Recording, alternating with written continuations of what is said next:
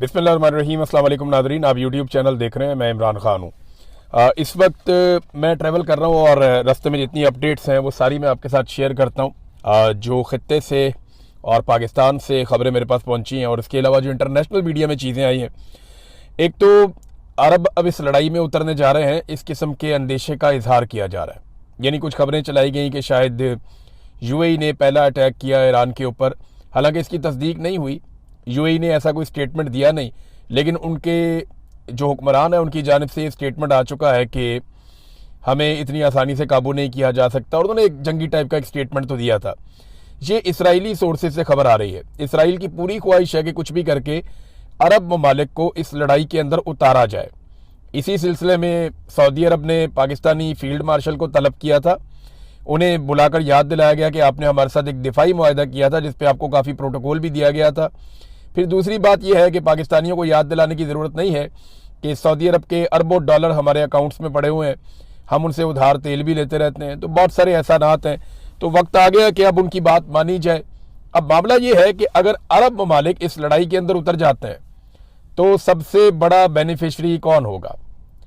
अरब ममालिक अगर इस लड़ाई में उतरते हैं तो सबसे बड़ा बेनिफिशरी होगा इसराइल।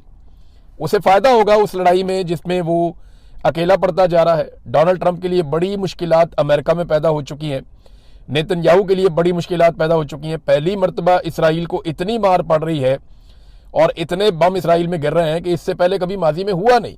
कभी किसी ने सोचा भी नहीं था कि इनके साथ ये होगा। अब अगर इसराइल के साथ अरब ममालिक इस लड़ाई में उतर जाते हैं तो सबसे बड़ा बेनिफिशरी होगा इसराइल।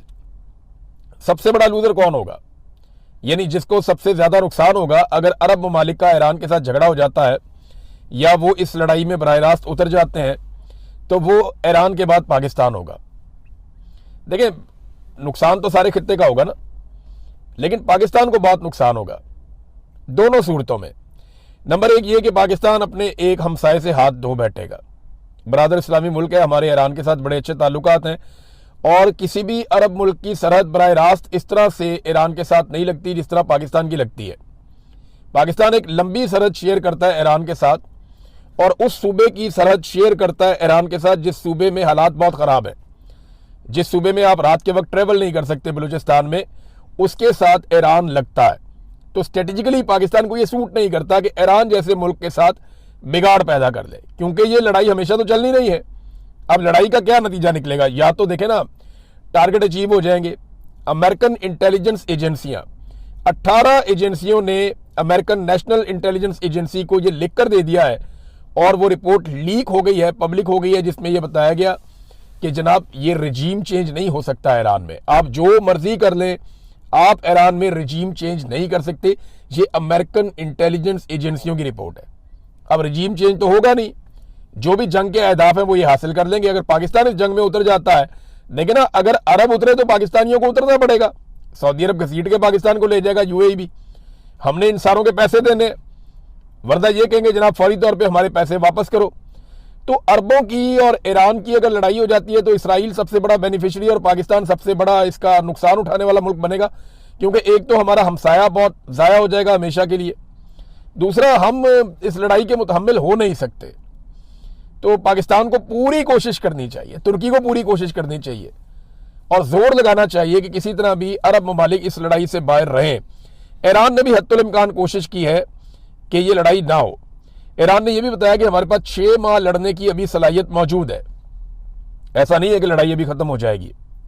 यानी जो हिकमत अमली है ईरान की वो ये रही कि उन्होंने पहले सस्ते हथियार भेजे, यानी सस्ते मिसाइल भेजे, पुराने सेकंड जनरेशन तक के उन्होंने मिसाइल भेजे, और जदीद मिसाइल उन्होंने भेजे नहीं, हाइपरसोनिक मिसाइल्स या जिन्हें जो एक्यूरेट बैलिस्टिक मिसाइल्स हैं उनको ईरान ने नहीं भेजा। ईरान ने अपने पुराने मिसाइल भेजे और पुराने ड्रोन भेजे। खुदकुश ड्रोन है वो, शायद ड्रोन जैसे कहते हैं, वो खुदकुश है। यानी नॉर्मली हमने ड्रोन देखे थे ना, ड्रोन आता है, ऊपर से गुजरता है, मिसाइल फेंकता है, तबाही होती है, ड्रोन चला जाता है। ऐसा नहीं है, ये ड्रोन आता है, खुद ही आगे टक्कर मारता है जिस चीज़ में लगना होता है। तो 100% एक्यूरेसी के साथ ये आते हैं, आगे टक्कर मारते हैं और तबाही फैला देते हैं। तो ये ड्रोन का तोड़ तो कोई नहीं है अमेरिका के पास, इसराइल के पास।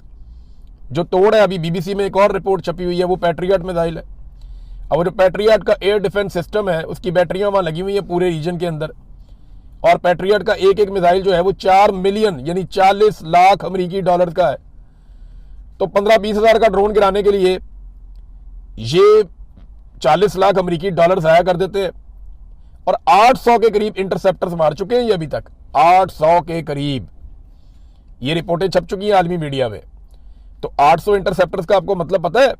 ये जो पैट्रियट के मिसाइल हैं ये 4 मिलियन डॉलर का एक है, 800 ये मार चुके हैं। आप खुद ही कैलकुलेट कर लें कि कितना नुकसान हो गया अब तक अमेरिका को, अरब ममालिक को और इसराइल को। और ये लगातार होता चला जा रहा है, लगातार होता चला जा रहा है। तो ईरान की हिकमत अमली ये थी कि उन्होंने उन हथियारों के जरिए से जो दिफाई सलाहियत है मिसाइलों को रोकने की, वो कमज़ोर कर दी पूरे रीजन में। यानी अरब ममालिक में भी और इसराइल में भी अमरीकी अड्डों के पास अब वो सहूलत नहीं है जो पहले थी। अब वो हमलों को रोकने की वो सलाहियत नहीं रखते।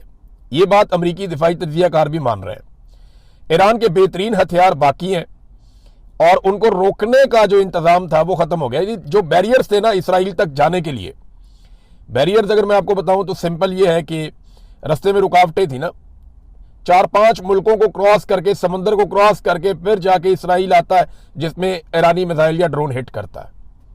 ये रास्ते में बहुत सारे बैरियर्स थे ना, इन सब ने अपने अपने अड्डे दिए हुए थे अमेरिकन को और वो वहां से रोकते थे।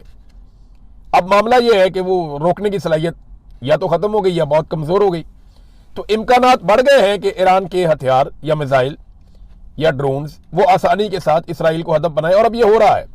जो इंडियन सहाफ़ी वहां से आए उन्होंने बताया कि जनाब ये तो मार रहे हैं इसराइलियों को और इसराइल किसी किस्म की कवरेज नहीं करने दे रहा, वो सजाएं दे रहे हैं, तो 5 साल के लिए जेल में डालेंगे अगर किसी ने इसराइल में तबाही दिखाई तो।